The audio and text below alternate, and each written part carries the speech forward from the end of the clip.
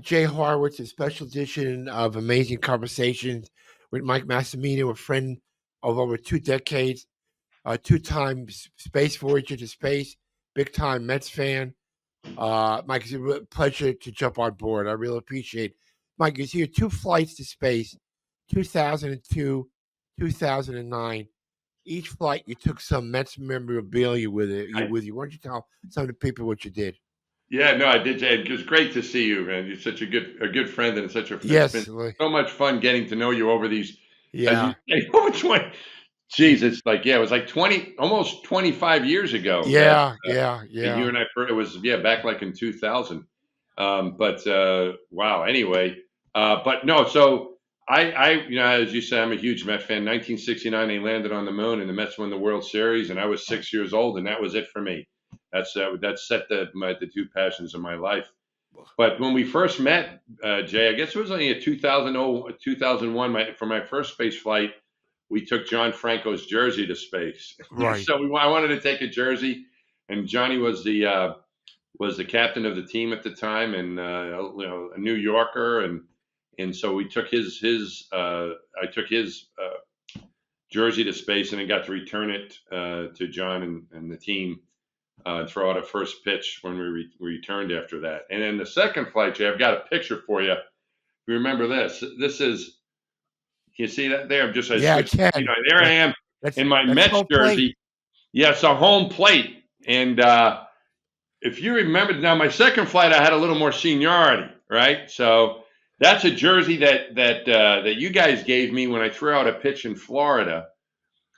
That jersey. So I took that to space with me, and then took the plane. And this idea happened, after we got to know each other and stayed in touch over the years. And my second flight's coming up, and Yankee Stadium and Shea Stadium were being knocked down the same year. So 2008 was going to be the last. So I was flying. I was going to be flying around that time, and so I wanted to do something to pay tribute to Shea Stadium. And there's a colleague of mine, a friend of mine, who's a Yankees fan. Pardon the expression. Well, I forgive him. Yeah, he was. So Garrett Reisman, a good friend of mine, was a Yankees fan, and he wanted to do something for the Yankees, and I wanted to do something for the Mets, because for Yankee Stadium and for Shea Stadium. And Garrett came up with this idea of flying dirt from the pitcher's mound in space. And I don't know if you remember this conversation, Jay, but I called you up. And I said, Jay, we got to do something for the ballpark, for closing the Shea in space. Right. Did you hear about my friend, the Yankee fan, is going to be flying dirt?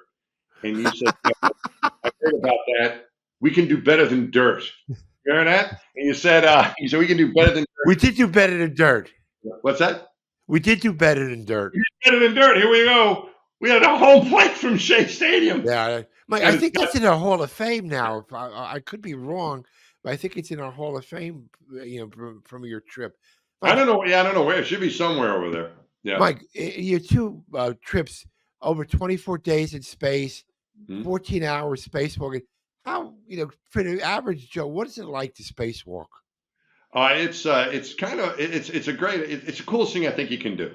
I think it's certainly the coolest thing you can do in space is get out of the spaceship. You're in your own little spacesuit, and you can see the planet. It looks, it's just beyond words. I felt like I was looking into heaven when I looked at the planet, and you can look around, you can see the stars, and it's all this darkness out there, looking out the edge of the solar system as you look outwards. But it is just spectacular. It's a lot of work. I mean, it's a lot of training to go into it. I felt like I was being asked to play in my World Series. So going to do a spacewalk to me was like a game in the World Series, maybe for a ball player or someone in the baseball, in the baseball world like you.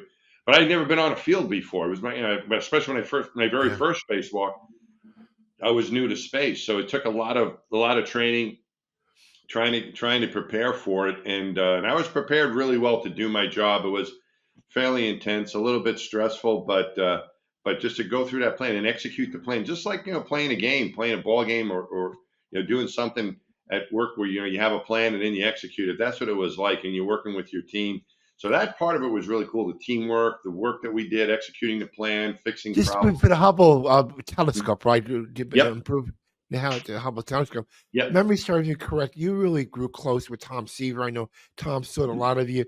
So in 2003, you had the Columbia accident, right? Yeah, And then you came to spring training that year. Did I you did. know? Yep. And I get you talked to Tom a lot, and you even flew his wine labels in space too, right, Yep. Mike? Yep. Yeah, so you introduced us. When we had the Columbia accident, which happened between my two flights, you called me pretty quickly after that. I was feeling We wanted to to do offer something, condolences, to but reach out to you guys. yeah, but I remember that call. It was really very meaningful to get that from you, Jane. You mentioned how the Mets wanted to do something to pay tribute to what had happened in the accident. We lost 7 astronauts in the spaceship, and it was a very tough time for everyone at NASA. And Port St. Lucie isn't that far from the Kennedy Right, Space right. Center. It's a few hours drive, and you were really gracious on that March afternoon to offer uh, tickets to everyone from the Kennedy Space Center to be able to come to the game. And they came down in busloads. There was a lot of them that came down, and it was for some of them it was the first day off they had had in over a month Yeah. because they had been working to try to figure out what happened at the with And the you went accident. on TV with Tom, right? And for I let's did. I got to meet Tom. It was great because spring training there was a lot of royalty there, Mets royalty. I got to Mike Piazza was there. We spoke to him for a while, and another colleague of mine came down, another astronaut, Mark Polanski, good friend of mine and a big Mets fan, and an astronaut Mets fans. We were the two of us, and we got to meet Piazza and Gary Carter was there. But meeting Seaver was really special because I hadn't met him before until that day, and of course he was my favorite player and the one that I remember the most as far as being so excited about getting a chance to see him pitch in person a few times, and he was up there with me. It was Neil Armstrong and Tom Seaver were my two heroes. Right?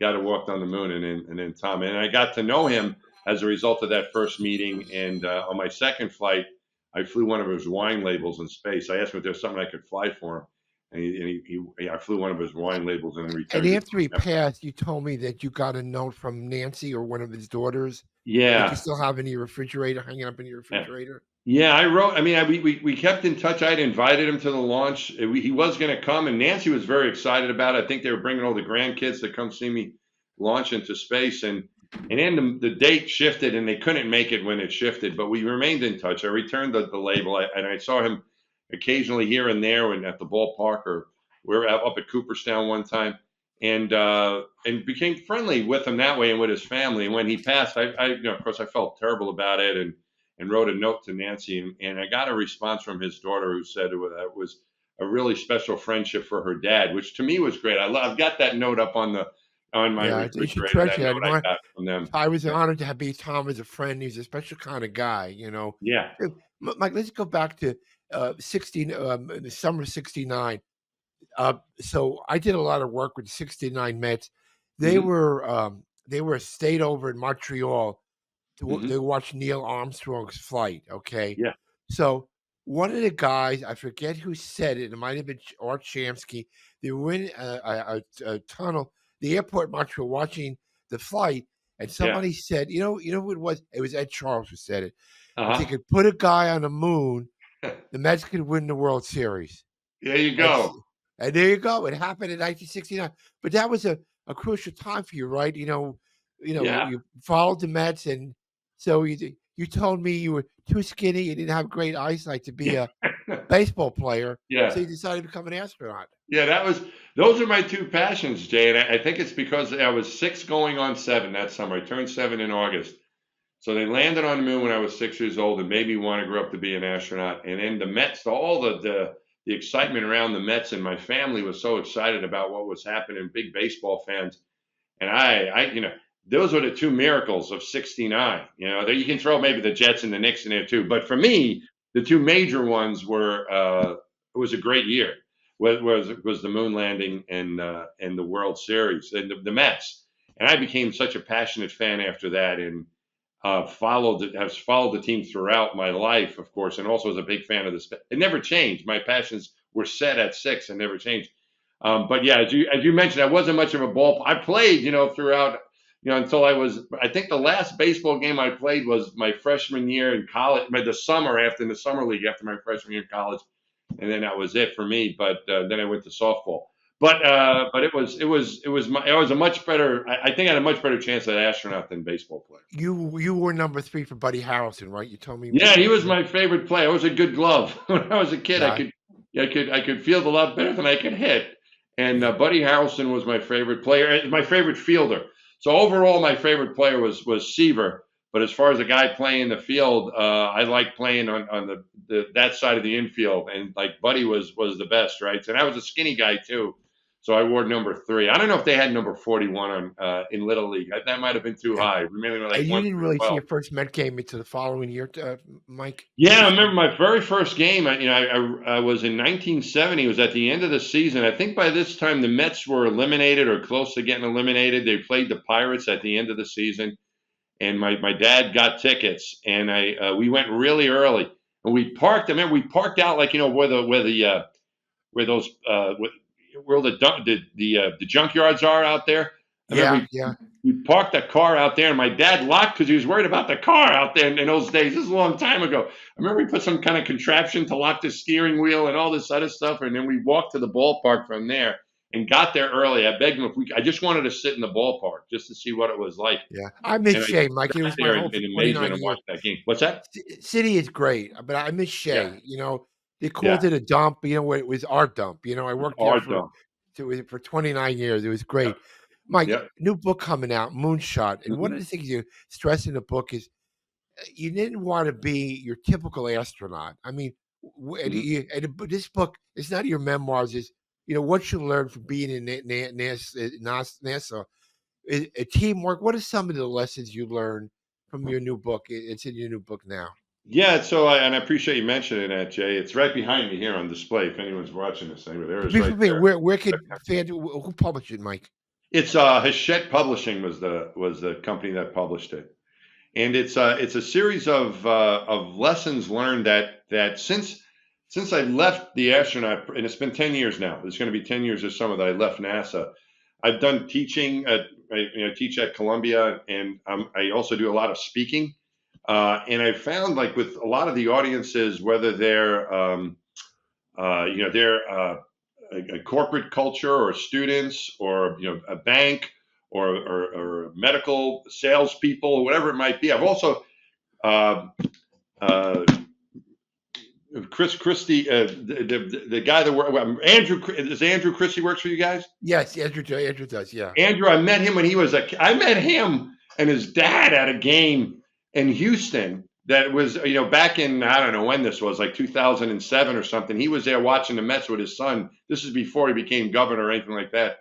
And I initially met Chris there and his son, and then his son reached out to me a couple of years ago to speak to some of the scouting staff, for example, talking about teamwork and so on. So that was kind of cool. So I've gotten a chance to speak to a lot of different audiences, and there's certain stories that resonate with people. There are certain stories about teamwork, about perseverance, about leadership that I learned in order to be successful as an astronaut that also apply on Earth. So this new book, is a collection of stories that does that. It's things that I learned Yeah. as an astronaut that It's hopefully a great book, are Mike. useful in everyday life. So let me tell you a story. So one day, 2-3 Mhm. years ago, I'm not a great sleeper. I'm flicking the TV on. I'm watching The Big Bang Theory. I said, "My God, that looks like my friend Mike Yeah. Massimino." Tell me a story. How did that happen? You were on for 3 or 4 years. How did that happen? Yeah, they had contacted NASA. The Big Bang Theory did. The people that are making that show, and they wanted to speak to an astronaut about what it was like to go to space because they wanted to send one of the characters in the show to space and wanted to get some ideas about that. What was his name again, Mike? The guy, I forget. The guy that I go with, Yeah. his name is No, the Wallowitz. character. Yeah. Wallowitz. Yeah. Yes. Yep. So Wallowitz and I go to space together, and but before that happened, they wanted to just talk about how they could Howard Wallowitz, how they could come up with that idea. And so I met with them I was out in L.A. For work, actually, for doing something with NASA, and I went in to speak to them. Went in to speak to the writers, and they just started asking me questions, and I told them stories, and we became friendly. I went back to see a taping a few weeks later of the show, and we stayed in touch. And then they asked me if I wanted to come on the show. they asked me if I could act, and I said I hadn't acted since like the third grade play. I'm not an actor, but they said just be you. That's okay. Yeah. So I went on that show and did one episode, one cameo, and that led to 7 of them. So I was on the show. It seemed like about once a year they'd have me do something for a few years there. So Keith Hernandez was on Jerry Seinfeld's show. Yeah. I can't believe Keith. You get any residuals, Mike? Did they get a random paycheck that comes to you? Well, I tell you what happened, Jay. I did 7 of those episodes. The first 5 I did while I was at NASA, and so I couldn't collect any money for that. They Really? could not pay me. But it's a union shop, so they had to pay somebody. So it's a all union, the Screen Actors Guild. So my fees and all the residuals from the first 5 shows get donated to the Screen Actors Guild Foundation, Oh, which that's is a good nice. cause. But the last 2, I left NASA and I did 2 appearances after then, and I joined the Screen Actors Guild and got paid for those last 2. And I still do get residual checks from it. It's not a lot of money, but it's easy Mike, in money. addition It to just comes that, in the you've been mailbox. on a Tonight Show, Today Show, David Letterman. What was the David Letterman show like? Yeah, the David Letterman show was great. That was I was still with NASA. He came with his wife, Regina, and their son Harry, and a bunch of friends to come see a launch. And NASA, said, "Hey, I was going to be down there anyway with some of the families of the crew." And they said, "If you have some time, can you go on the tour with Dave Letterman and Regina and his wife and the family?" And so I did that, and we became friendly. And then he invited me on the show. So that's how that happened. Is that what you mean to get not being a typical astronaut, to be able to talk to the common people about what you do and not in big words and big letters? And, I mean, to be able to go on all these shows what kind of a personality you have, right, Mike? I mean, Thanks, Jay. Yeah, I'd like to think of it that way. I found that I felt like as an astronaut, I was kind of like, middle of the road, which is okay. It's a very high achieving group yeah. of people. I wasn't a Hall of Famer, but I wasn't a minor leaguer. I did really well. I had a good career, and with the things I got to do was great. But I felt like the things that I kind of was different about me was that I really enjoyed telling the story of space, and was able to tell people how exciting it was, and what we learned and what the experience is like. And that's why I've written a couple books about it. And so I'd like to think of it that way, that, the space program is wonderful, what it's gotten, what it's achieved. And I felt like being a part of that was great too. And I just want to tell people about it, and people still Mike, seem now to love it. currently you still teach at Columbia, right? Yep. And you work with the Intrepid and Sea and Air Museum too? Yep. I'm working at, I'm still affiliated with the Intrepid Museum. I've been doing both of those things since I left NASA 10 years ago. So I'll be there. I'll be at the Intrepid this weekend. They're having their kids week next week when the kids are off from school. So I'll be there on Sunday for a few events to kick that off. And yeah, I'm at Columbia. I'm teaching today. Monday's the day I teach. So I'm going to head over there and teach later. And you still follow the Mets, Mike? I mean, Of course, I still follow the Mets. Every day I check, see what's going on. I watch almost every game if I really can. good for you. Yeah, I try to go as much as I can, and if I can, I watch it on. I'll try to watch it. I bring my iPad with me everywhere. I have the SNY account and MLB accounts and all the accounts I can get, so I can watch them no matter where I am. And so I try to. I've always know the outcome of every game, and I follow every game. Yeah. I try to watch as many. I just love it. It's just great to see to have that relationship for me to. Whether they're good or bad, what it doesn't matter. It's still as a part of my childhood. You're a And true part of my fan. passion. Mike, how does it feel to have were you in Franklin Square, it's not a Mike Massimino Avenue or something like that? Yeah, How does that feel? yeah, that was something. My friends put that together. My high school friends, particularly, they noticed somewhere. A few of my friends live down in Fort Lauderdale, and there's a street down there. I think part of A1A, the main drag down there, Fort Lauderdale Boulevard, or whatever they call it. There's a section of it named after an astronaut named Brent Jett. And a couple of my friends there, noticed that, and they said, well, "You need your own street." So they started petitioning the town of Franklin Square in Nassau County, and they got the street now. It's still Commonwealth Street. You can't send mail to Mike Massimino Street; it'll See, I get could lost. send you a letter there, Mike. You can't. No, it's Commonwealth Street. If you send a letter, it won't get. But it's Mike Massimino Street as well. So they named the block, the street, after me as well. That was quite an honor. Yeah. Well, Mike, you're a good guy. I appreciate a friendship. We did a lot of good work. I really go back to the Columbia tragedy. Yeah.